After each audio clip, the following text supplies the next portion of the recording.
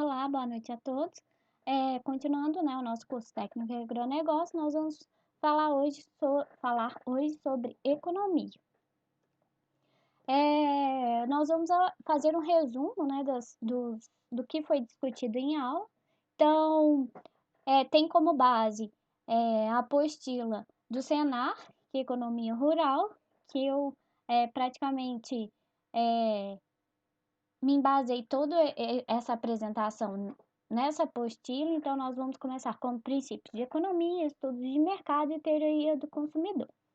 Então, o que é economia? É o campo das ciências sociais que analisa os sistemas de produção de bens e serviços e tem como base, né, proporcionar informações para melhorar a alocação de recursos e bens de serviço para satisfazer as necessidades individuais e coletivas da sociedade. Então, primeiramente, as três perguntas principais básicas é o que produzir, como produzir. Então, o que produzir? Relacione-se com a escolha dos bens e serviços que deverão ser produzidos e em quais quantidades deverão ser disponibilizados para os consumidores. Como produzir? Relacione-se com o método de produção, ou seja, qual tecnologia a gente vai empregar, quais máquinas, quais ferramentas nós vamos utilizar para a produção desses bens e serviços. E para quem produzir? Qual será nosso público? Será uma classe, né, de faixa etária? Será somente um gênero? Entre outras tantas coisas. A economia ela é dividida em microeconomia, que é o estudo do comportamento do consumidor e das firmas. Então, ela analisa, né, o modo de como as pessoas compram os bens e serviços das empresas e como as empresas utilizam os recursos produtivos disponibilizados pelas famílias, como, por exemplo, o trabalho e o capital, que em breve nós vamos falar, né, sobre o que é o trabalho e o que é o capital. E a macroeconomia ela é mais assim global, né? Ela é um nível mais alto. Estudos agregados econômicos, como o PIB, o nível de emprego, sistema monetário, entre outras variáveis. Dentro desses bens, né, o que o ser humano precisa? Ele precisa de bens.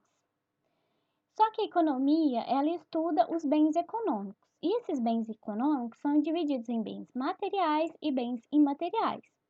Os bens de consumo estão divididos em bens duráveis e bens não duráveis. Os bens não duráveis são alimentação e coisas perecíveis que são usados rapidamente. E os bens duráveis são geladeira, o carro, são bens que têm uma maior,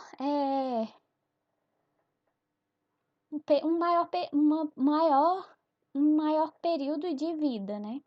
E os bens de capital são os bens que a gente utiliza para os fins de produção, que são, por exemplo, os maquinários agrícolas, os implementos agrícolas, todas as benfeitorias, e eles são os bens finais e os bens intermediários. Os bens finais, por exemplo, são, vamos supor, o carro. Aquele ali vai ser comercializado. E os bens intermediários são os bens que a gente utilizou para fazer aquele carro. E os bens imateriais são serviços prestados. Na economia, nós temos diferentes fatores de produção.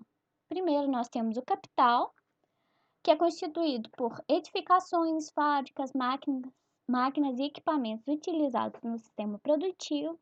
Nós temos a terra, que deve ser considerado um sentido do amplo, não apenas o solo, que produz alimentos, mas todos os tipos de recursos naturais, por exemplo, recursos hídricos, recurso solar, entre outros. E o trabalho, que consiste na capacidade produtiva das pessoas que estão envolvidas direta ou indiretamente nos sistemas produzidos. Nós temos também na economia diferentes agentes econômicos. Nós temos as famílias, que é um sistema econômico, né? As famílias devem consumir os bens e serviços que são produzidos e também oferecem, né, recursos produtivos para as empresas. que na maior parte das vezes consiste na força, ou seja, na mão de obra. As empresas, a função das empresas ou unidades produtivas é a de produzir e comercializar os bens e serviços na comunidade. A produção dos bens e serviços é originária da combinação dos fatores de produção, que são capital, terra e trabalho. No meio rural, as propriedades agrícolas são consideradas empresas, pois são unidades produtivas de bens escassos desejados pela sociedade. Outro agente econômico é o governo, né, que se refere ao sistema econômico. As principais funções do governo é de fiscalizar, promover a moeda e permitir o funcionamento do sistema econômico. A ação do governo se dá por meio de políticas públicas. Então, o governo é, é formado, né, pela atuação municipal, estadual, federal, o poder executivo, o legislativo e o judiciário. Dentro da economia, nós temos várias cadeias, e o que interessa para nós são as cadeias produtivas do agronegócio brasileiro. Então, o que é uma cadeia produtiva?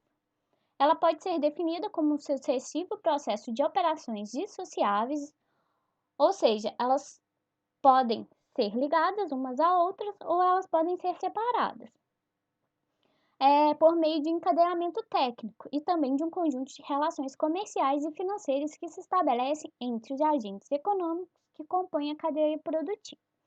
Lá na apostila, ele dá vários exemplos de cadeias produtivas. Aqui a cadeia produtiva de carne e de aves, né? Então, ela passa por vários processos, né? Desde a importação de ovos até os criadores de frango, depois abatedores, frigoríficos, vai para o mercado interno e externo. Dentro do mercado interno, nós temos supermercado, feiras, avícolas, açougues, entre outros. A cadeia produtiva, ela pode ser desorganizada e ela pode ser organizada. A desorganizada, nós percebemos que nós não temos uma sincronização das linhas, né? Então, os insumos, eles são ligados à agropecuária, mas também a outros fatores que interferem nessa ligação. A agropecuária também ela é ligada ao processamento, mas existem outros fatores que interferem, o atacado e o varejo até o cliente final. E uma cadeia organizada de insumos, né? Os insumos vão para a agropecuária, da agropecuária eles serão processados, depois vão para o atacado, a fim de, né, comercialização, e chegam até o cliente final. Então, a economia rural, a economia do agronegócio, é um campo de estudos da economia voltado principalmente para a análise das atividades econômicas relacionado ao setor agropecuário e agroindustrial. Essa cadeia produtiva incorpora todos os serviços de apoio, desde a pesquisa e assistência técnica, processamento, transporte, comercialização, crédito, exportação, serviços portuários, distribuidores e consumidores. Então, nós temos os suprimentos, né, os recursos, nós temos a produção, os alimentos são processados, depois distribuídos, comercializados até chegar no consumo final. No setor rural, essas cadeias de produção, né, elas apresentam algumas particularidades. Então, eu acho importante listar essas características porque tudo vai depender disso. Então, os produtos agropecuários são produzidos em forma bruta, então elas são necessários sempre de um processamento, na maior parte. Os produtos agropecuários são em geral perecíveis, então eles têm pouca duração. Então, a perecibilidade desses produtos implica na necessidade de comercializar rápido, né? Então, a junção, né, que a gente já comentou um pouco sobre cooperativas, isso é muito importante.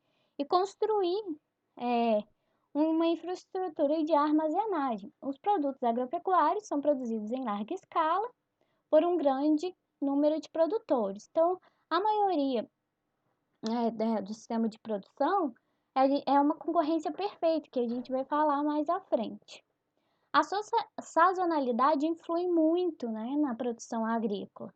Então, por exemplo, o milho, né, nós produzimos praticamente só na época da chuva. Então, ela depende muito do clima, né, da variabilidade do clima. As variações na qualidade dos produtos agropecuários ocorrem tanto pela grande variedade de plantas e animais, quanto por problemas climáticos ou biológicos, ou ainda pelas diferentes condições de armazenagem e de distribuição. Então, há uma grande variabilidade na qualidade dos produtos agropecuários. Então, primeiramente, a gente também precisa saber o que é mercado, né, para estudar economia. O termo mercado pode ser conceituado como um local ou as condições em que os compradores que pretendem trocar dinheiro por bens e serviços estão em contato direto com os vendedores desses mesmos bens e serviços. Então, existe o mercado em expansão, que é quando ele está aumentando a produção e a comercialização de bens e serviços econômicos, e também há um mercado de contração, que é quando há uma diminuição da produção e da comercialização desses bens e serviços. As estruturas do mercado, elas se definem de diferentes fatores, né? Primeiramente, o número de firmas, o tamanho e a dimensão das firmas, a extensão da interdependência entre as firmas, a homogeneidade ou grau de heterogeneidade do produto das diferentes firmas, a natureza e a quantidade de compradores, a extensão das informações que os compradores e os vendedores possuem sobre os preços das transações de outros tipos de produtos, a habilidade das firmas individuais para influenciar a procura do mercado por meio da divulgação do produto, da melhoria da qualidade do produto, e a facilidade com que as firmas entram e saem do setor econômico. A estrutura de mercado, definida como concorrência, então, antes de entrar nisso aqui, todas aquelas características, elas separam, né, as estruturas de mercado. Então, nós vamos ter a concorrência perfeita, o oligopólio, o monopólio e, que eu esqueci, a concorrência monopolística. Então, todas aquelas características que eu falei vai embasar, né, como que a gente vai estruturar esses mercados. A concorrência perfeita, que nós falamos que são os setores do agronegócio, não prevê qualquer tipo de coordenação entre as empresas que atuam nesse mercado. Esse tipo de mercado inclui um elevado número de empresas, de modo que elas não possuem poder de mercado e sejam incapazes de exercer alguma influência sobre o preço do bem ou serviço comercializado. O mesmo raciocínio é aplicado para os consumidores. Então, dessa forma, em uma situação de concorrência perfeita, né, o preço de mercado é o resultado da interação das forças de oferta e demanda de determinado bem, serviço produzido e comercializado. As características da concorrência perfeita é a otomização, que é isso que eu acabei de falar, né? Os compradores e os vendedores, eles não têm a capacidade de influenciar no preço. Os produtos são homogêneos, há uma grande mobilidade. Por exemplo, os compradores e os vendedores, eles são capazes de se moverem nesse mercado, né? A permeabilidade, que é a capacidade de um mercado, de uma empresa entrar dentro desse mercado, tem um preço limite e tem a transparência. O monopólio é a estrutura caracterizada pela presença de apenas uma empresa no mercado, não existindo produtos ou produtores concorrentes. Aí a entrada de outras firmas nesse mercado é extremamente difícil. Além disso, a oferta da firma é a própria oferta do mercado, ou a demanda da firma é a própria demanda do mercado. As características é unicidade, insubstituibilidade, barreira, fluxo de informação restrito. O monopólio existe quando há apenas um vendedor no mercado, mas quando há apenas um comprador, isso é chamado de monopsônio. também nós temos o oligopólio, que é caracterizado como uma estrutura de mercado em que poucas empresas detêm o controle da maior parcela do mercado. Ao contrário do mercado de concorrência perfeita, as empresas no mercado de oligopólio possuem condições de afetar o preço de mercado do produto ao variar o nível de produção dos bens ou serviços produzidos e comercializados. Então, algumas empresas só, né, controlam o mercado e elas têm a possibilidade, a capacidade de alterar o preço. As características: número de concorrentes, diferenciação de produtos e alto grau de rivalidade entre os concorrentes. Por exemplo, são os exemplos que ele deu no livro, né? Indústrias automobilísticas, farmacêuticas e telefonia celular. E também temos a concorrência monopolística. As características tem duas características semelhantes com a concorrência perfeita, né? Que existem muitas empresas atuantes no mercado e entretanto de novas empresas não limitadas, porém diferem em dois aspectos. Os produtos e serviços comercializados são diferenciados, então não há uma homogeneidade e cada empresa é a única produtora da própria marca ou produto e serviço. As características são competitividade, diferenciação e substituibilidade. Como, por exemplo, ele deu um exemplo, né, no livro, como setores de cigarro e sabonetes. Então, agora a gente vai entrar um pouco falar um pouco, né, sobre demanda. Então, a demanda ou procura pode ser definida como a quantidade de certo bem ou serviço que os consumidores desejam e estejam dispostos a adquirir por um determinado preço em um período de tempo.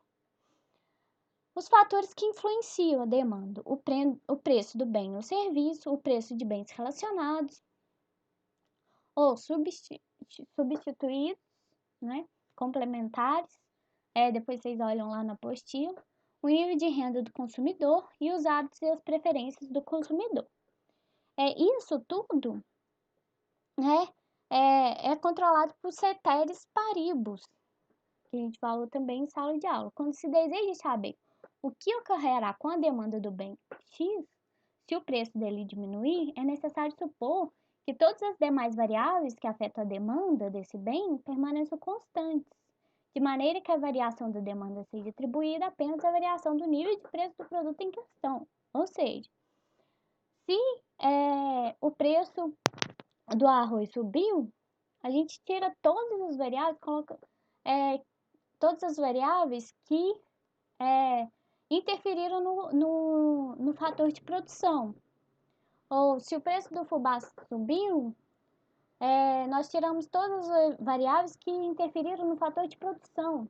Então, a gente tem que focar mais no preço em questão.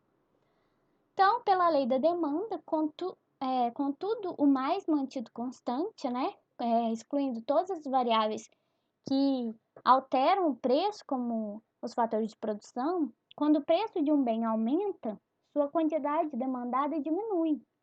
Ou quando um preço diminui, a quantidade demandada aumenta. Ou seja, aqui tem um gráfico, né? Se eu ofereço 1 quilo de carne, né? Esse 1 quilo de carne vai custar mais caro, então vai custar R$ 5. Se o mercado oferece 5 quilos de carne, o preço vai diminuir. Então, nesse gráfico, nós temos que a quantidade em 1, então o preço vai aumentar. Ou seja, a demanda tá pouca, então o preço aumenta. Aqui, a demanda aumentou, né? Então o preço vai, o quê? Diminuir. E a oferta? A oferta são as várias quantidades de bens e serviços que os vendedores estão dispostos a oferecer para o mercado a diferentes preços em um determinado período de tempo. Assim, a oferta de mercado para um determinado bem ou serviço é obtida a partir do somatório de todas as ofertas individuais em uma dada região, em um determinado período de tempo, a diferentes níveis de preço. Os fatores que influenciam a oferta é o preço do bem ou serviço e o custo de fatores de produção, os recursos produtivos. Pela lei da oferta, eu errei aqui no slide, contudo, mais mantido constante, né, o ceteris paribus, quando o preço de um bem aumenta, sua quantidade ofertada aumenta. Então, aqui no gráfico, ó, a quantidade aumentou. Então, o preço também vai aumentar. Ou quando o preço diminui, a quantidade ofertada também diminui. Então, se eu ofereço 5 quilos de carne na lei da oferta, o preço vai ser 5 reais. Se eu ofereço 4 quilos de carne, o preço será 4 reais. Entenderam? E o equilíbrio de mercado? O equilíbrio se refere às condições do mercado que, uma vez atingidas, tendem a se manter. Em economia, isso ocorre quando a quantidade demandada de um bem no mercado, em uma dada unidade de tempo, iguala-se a quantidade ofertada desse bem nessa mesma unidade de tempo. Então, se eu tenho uma demanda de 7, vamos supor, 7 quilos de tomate, o preço do tomate vai a 2 reais. Quando o preço do tomate também está sendo ofertado, né, a 2 reais. Então, esse daqui é o ponto de equilíbrio. Mas também nós temos o excesso e a escassez de mercado. Então, o excesso de oferta é quando a oferta está grande, ó, em relação à demanda, tá aqui. Então, a gente tem um excesso de oferta e uma demanda pouca. Então, a pessoa, né, ela não está consumindo tanto quanto aquele produto está sendo ofertado. Então, a tendência é o quê? O preço subir, porque não tem o quê?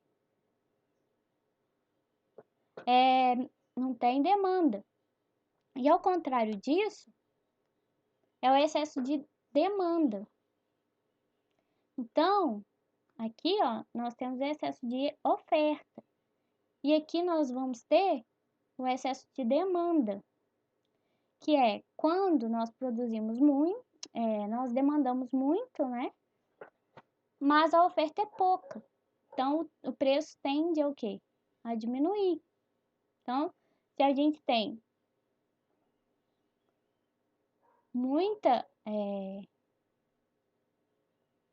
demanda e pouca oferta, o preço diminui.